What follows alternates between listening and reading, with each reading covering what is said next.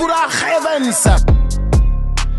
Le choc des titans, le choc des champions, le rendez-vous de classe mondiale. Le choc des chocs. Dëgg Albourakh Events yaa indi événement bu mag bi nag. Le choc des chocs.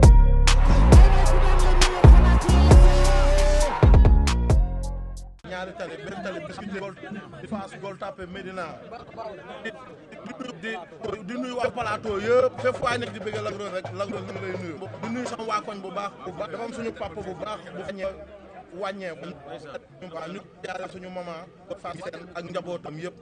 waaw loolu rek moo waral tey open grand bi defe wuñ ko Grand Dakar waaw ñu ñëw ba fii nii def ko ni simple waaw ok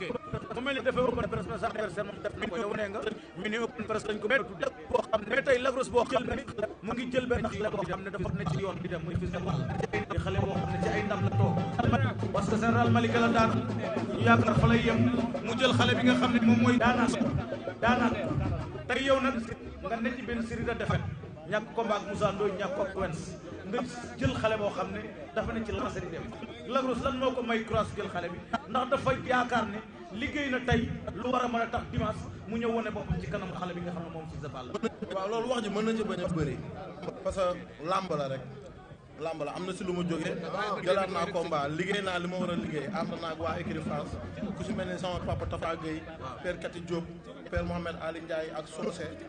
ñoom ñëpp ak Alous tamit ñoom ñëpp liggéey nañ lépp lu ñu war a liggéey ñi ngi ñaan yàlla mu suturaal ñu may ñu ndam. liggéey nga li nga war a liggéey lépp quoi. waaw. sëñ bi loo bëggoon yow mii di xëcc micro bi loo bëggoon. dama ok liggéey nga li nga waroon liggéey lépp quoi su ma la déggee ça veut dire que kon Lac Rose bi ñu gisoon mu bëre ak Quench bëre ak Moussa Ndoye ñu ne maanaam andiwul contact bu doy amul entraînement kon Lac Rose boobu amateur yi mënuñu koo gis dimanche bi ñuy gis mooy vrai Lac Rose wala.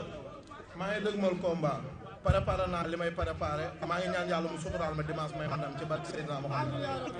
lu tax nag nangu avancé ci wax ji. non parce que wax ji jaratul muy bëri fi mu nekk nii jaratul muy bëri yàlla na yàlla yóbbu ci jàmm le 14 suñu borom may ñu ndam. wala adversaire bi moo la jaaxal wala.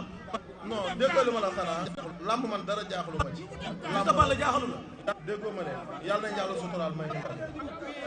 waaw. mais dégg nga li mu wax dégg nga ko. yàlla moo gën a féete xale. yàlla xam nañ dégguma ko.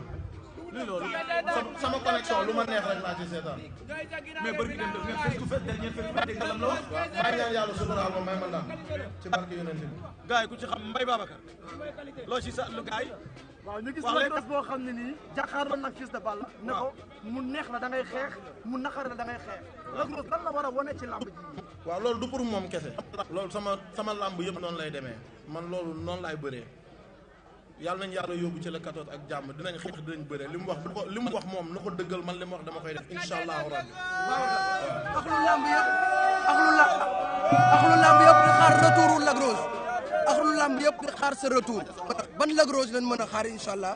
le 4 bu neexee yàlla. waaw mooy comme ni ma la ko waxee rek pare rek lépp loo xamante ni yaakaar nañu buñ ko defee rek suñu borom suturaal ñu may ñu ndam ñoo ngi si bàyyiwuñu dara ñoo ngi si entraînement yi ñoo ngi si lépp lu ñu war a def di ñaan yàlla mu suturaal ñu may ñu ndam la 14. mais li la baru laaj sànq léegi gën a yaa ko wax bu la neexee xeex force bu la naqaree da ngay xeex. loola kon kàddu yooyu dëggal la ci moom. waaw loolu déggoo man la du pour moom kese combat bu ma mënta bëree incha allah rabbi noonu lay demee. xeex force waaw. bëri dóor lañ ma. Lac Rose du xaar Fils de Balla. non man ooma lu may xaaree kenn combat bi nag moom ñi ngi ñaan yàlla mu suturaal ñu may ñu ci ndam lépp luñ yaakaar ne daal buñ ko defee am ndam rek def nañ ko ñoo ngi ciy liggéey. aja ñëwal. mais Babacar yoo dégg Fils de Balla démb dégg nga li mu wax. waaw nee na nga ñëw ngemb rek ñëw taxaw mooy xale moo ëpp doole moo mën nee na taxaw taxaw fekk na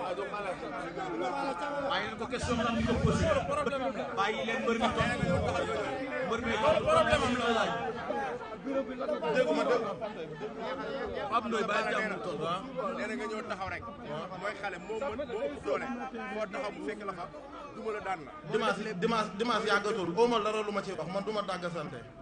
du ma dàgga sante ooma dara lu ma ci wax yàlla na yàlla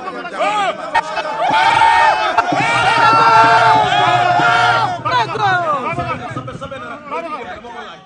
Serigne Ndiaye numéro 2 dama ko laaj diggante Fils de Balla ak Lac Rose mu dem ak Fils de Balla day xaddi bu méttee day xaddi te da nga gis Lac Rose boo xam ne ni dimanche day xaddi ndax waxi Serigne Ndiaye bi da nga koy dëggal. waaw Serigne Ndiaye sama rakk la maa ngi koy ñaanal suñ borom defal ko jàmm gën ko dolli sutura yokk ay ndamam Gris 2 muy moom muy Gris 2 écurie Fass yëpp